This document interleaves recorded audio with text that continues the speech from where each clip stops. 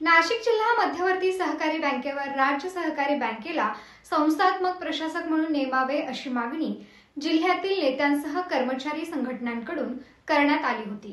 रतन जाधव, रमेश शेवाळे, मिलिंद पगारे आदींनी मुख्यमंत्री, उपमुख्यमंत्री व सहकार मंत्र्यांना याबाबत निवेदने दिली होती। मात्र सरकारने प्रशासकाऐवजी सल्लागार नेमण्याचा निर्णय घेतल्याने कर्मचाऱ्यांमध्ये आणि सभासदांमध्ये नाराजी पसरली आहे।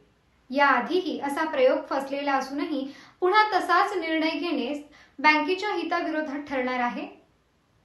नुकतीच प्रताप चव्हाण यांना हटवून संतोष बिडवई यांची प्रशासक म्हणून नेमणूक झाल्यानंतर सकारात्मक वातावरण निर्माण झाले होते, परंतु सल्लागाराच्या निर्णयामुळे तो उत्साह मावळल्याचे दिसते आहे। वास्तविक बँकेला सल्ल्यापेक्षा तातडीच्या आर्थिक मदतीची व प्रभावी प्रशासकीय मंडळाची गरज आहे। तसेच चुकवलेल्या पदोन्नती व नेमणुकींची दुरुस्ती करून कार्यक्षम अधिकाऱ्यांकडून काम करून घेणे आवश्यक आहे।